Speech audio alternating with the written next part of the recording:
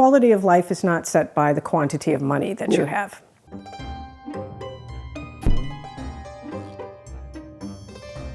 Hey everyone, welcome back to another Culture Shock Talk. And today we're going to be talking about the 5 American habits that we've kind of gotten rid of since living in the Netherlands. Before we start, I'm just going to let you know I've been sick for the past couple of days, so my voice is a little off. So anyway. There's more than that that's a little off about him. So the first one we're going to talk about is using credit cards. And in the U.S., credit cards are highly encouraged. Mm-hmm. It's kind of crazy just how much they're part of culture. Not really for the good, but more for the bad. It's a lot of people in trouble. Yeah, because credit cards, a lot of people, they're going paycheck to paycheck, so they end up using credit cards even just to get groceries, that kind of thing. But the annual percentage rate on those is skyrocketing. You end up stuck in this cycle where your monthly payment doesn't chip anything off of your balance. You're just paying interest. Yeah. And it's a really bad habit. Coming here, we held on to our credit cards in case of emergency, but then we started to adopt more of a Dutch sensibility, which is we don't buy anything if we have to put it on credit. Well, a lot of places don't even take credit cards. They'll only take debit card. Like if you go to an Albert Heijn grocery store, for instance, you can't use a credit card for your groceries there. Whereas in the U.S., places like Walmart, not only do they take credit cards, but they do financing now. So there's something called Klarna, where you can make monthly payments to pay off your groceries. Yeah, and it's really a trap, and it's one that you really can't get yourself out of over a period of time, and then they get you because it's very, very hard to climb out of that ditch once you've fallen into it. Over here, you don't really have that problem. Yeah, and not having credit cards has kind of changed our perspective on how we spend money, too. It was like this expectation that if you went and gave a token to someone, it had to be representative of your love for them. So therefore it had to be expensive to show just how much you love them. And now we take pleasure in the smaller things, like, a pair of socks for your birthday or a paperback or something like that. We don't go extravagant anymore. We don't feel the need to go extravagant anymore. Back in the United States, you're basically programmed to spend as much as you possibly can, and it usually is in the hundreds, maybe thousands of dollars. And you go into debt for it. You use credit cards for it because we were living paycheck to paycheck ourselves. We didn't have a savings in the U.S.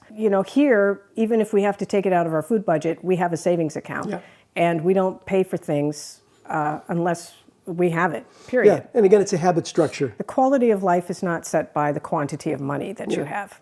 Then another thing that we got rid of is this need to constantly be in control of our physical environment, basically the weather. Yeah. So in the U.S., everyone has, or most people have, air conditioning. Yeah. Offices have air conditioning, and they have air conditioning here too, but people at home don't really. So one of the things is like air conditioning and heat. Here it's much more about put a sweater on if you're cold. Yeah. Gas prices are higher here, so you don't try to, like we have a game every year holding off turning on the gas as long as possible. It's very expensive for us. Yeah. And so you want to try to keep your costs down, but also why can't you put a sweater on? When I was a kid growing up in the 70s in the U.S., gas was very expensive then too, and we had a very cold, drafty old house, and we had electric blankets, we wore sweaters, we wore slippers. We have a lot of comforters here, so we're perfectly fine with not turning the heat up. That's our little. we have a cat going crazy. Yeah. He talks to his ball, so he starts. He's playing with his ball. Yeah. Anyway. But so we don't need to crank the heat. And matter of fact, it's just not economically sound to do that. So we try and hold off as much as possible as far as doing that. Winter is winter. And when we would go to pubs or bars or restaurants, people would still be sitting outside. They're all wrapped up. And I'm not talking about having the heaters that you see around you. They'd be without heaters, and it's perfectly fine for them, just wrapped up nice with their scarves and gloves and enjoying the weather. It's very cozy because these cafes also have blankets. I was surprised, first time we visited the Netherlands years ago, that there were outdoor cafes in the winter. The first time we came here was in January, and they had outdoor cafes, and each chair had a blanket on it. And I thought, oh my gosh, doesn't someone go and steal the blankets? Because in the U.S., if you don't nail something down, it's going to get stolen. Yeah. But yeah, and why would people want to sit outside in a dreary January? We do it now. We love it. We actually love it. But yeah, so the need that we had to immediately turn the heat on as soon as it's just a tiny drops below, just a tiny bit below like 15 degrees, where, oh my gosh, got to turn the heat on and crank it up, left us. Your body naturally adapts. As the weather warms, as the weather cools, your body starts to make changes as well, and it's an easier transition. If you're constantly denying your body's chance to adjust to the weather, then you're going to get super cold, and then as soon as you step outside, you're super hot. Anytime you walk away from this control source, you suddenly feel out of control. You can't control your body temperature. You can't control your comfort. Yeah, basically, so the Dutch resist the temptation to artificially control their comfort. It's just they're going to deal with it. So that's what we've learned to do over the past 2 years that we've been here. And actually makes us feel healthier, happier, and more part of the seasons, honestly. Yeah. And saves us money. Yeah. So we now, if we go into an air-conditioned place that's blasting air conditioning, it's just, I want to leave. Yeah, it feels unnatural. It's terrible. Another habit that we shed was expecting ridiculous customer service. What do you mean by ridiculous? Well, like, for instance, when you write someone, like an associate or an accountant or a doctor in the U.S., especially in New York, it's kind of like what they call the New York minute. You expect a reply within the same day. Yeah. Here, it's like, your accountant will take a week. Your doctor will take a week unless it's an emergency. So there's not this push, like I have to have someone on top of me. When we go out to cafes, we don't expect customer service shoving food and drink down our throats all the time. Yeah, so we've learned to relax. I guess the habit is we've learned to not be so tense about getting up and out of a place. We've learned to relax a little bit. And that also means, customer service in shops. You kind of are on your guard in the U.S. because as soon as you enter a store, they're told they have to greet you within 5 seconds of seeing you. So people will follow you around. They'll make suggestions. When you really just want to look at stuff, you don't want to be pressured to buy. Stay away from the perfume department because they I just get horrible allergies if you go into a department store in the U.S. They leave you alone here. Yeah. They'll say, hey, hello, good morning. And that's pretty much it. They're on your own. And if they see you looking confused, then they'll say, are you trying to find something? Or it's the art of knowing when to come in and interject in what you're doing. And if they see that you're confused, they see that you need help, they'll ask if you need help. They're not going to sit there and dog you the entire time you're in a store. So, But it's also, the response thing that I was talking about earlier. My doctor did a referral for me, and they booked me my referral appointment 3 weeks from now. It's not, I have to be seen now or I'm going to drop dead. I'm not going to drop dead and everything's fine. So there's also this sort of attitude here, like, relax. Yeah. It's not that serious. Relax, calm down. And I like that. I didn't at first. I was like, I have to get this and I have to do this now. And if the doctor doesn't return your call or your email, like in my case this week, they didn't get back to me right away. And I kind of remind myself to relax. Everything is fine. You just, they're going to get back to you. Just, wait, expect to wait. They balance everything. They look at, if you're an emergency, we've had family members that had medical emergencies and they suddenly had everything organized within a day. Yeah. They understand emergencies. They also understand that what you want to get taken care of right away, if it's not an emergency, you don't need it right now. You can just chill out. So another habit that we've shed is needing to immediately fix everything with medication or medical attention. In the U.S., there's a pill for everything, and they also feel like you might rank them lower. It's kind of like medication's used more like a placebo.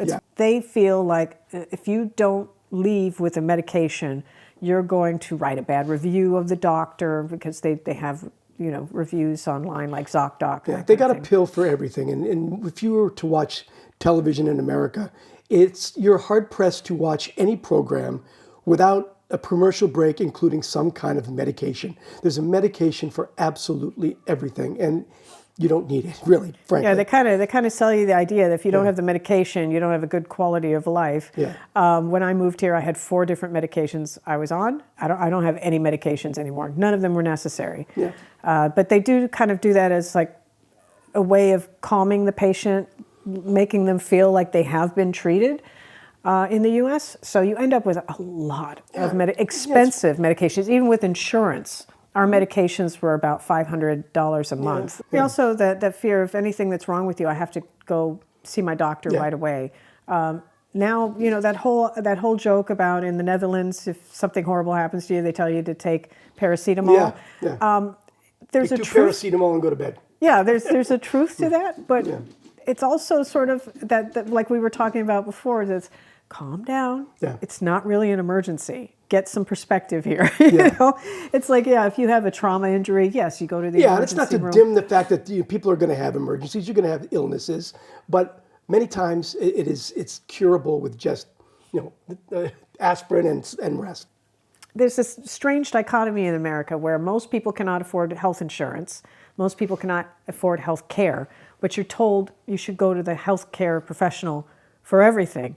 So here we're learning much more that I'm not gonna sweat it. They also do a great thing here. So when we first moved here, I got information that I was a candidate for a colon cancer screen, I was a candidate for breast cancer screen, for cervical cancer, and they'll send you a self-help kit or a self-care kit, and then they'll share the results with your doctor. They'll tell you if you need to go to the doctor, and the doctor will follow up with you. But that kind of thing is very proactive, and it's not something that you get in the U.S. unless you're paying for insurance, you're going to your doctor regularly, and then they make these appointments for you. I got this screen for colon cancer shortly after we moved here, and what is this? This is something that was so strange to me, but it's something that's done on a national basis here, and I think it's fantastic because a lot of people won't be proactive to get that kind of thing checked out.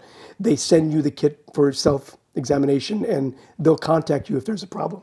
Yeah, so it's not that they're not proactive about medical care here. It's just that things like this that are treatable cancers that are more prevalent, they help the general population with those.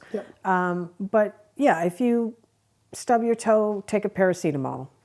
It's like unless it's really adversely affecting your quality of life, or it is a red flag for a major medical problem, we're learning to just sort of go with it.